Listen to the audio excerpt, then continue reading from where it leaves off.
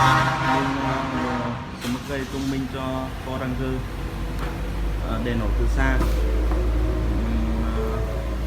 tắt máy bằng remote. Đến gần thì tự động mở cửa, và đi xa thì tự động khóa cửa. Đèn nổ từ xa.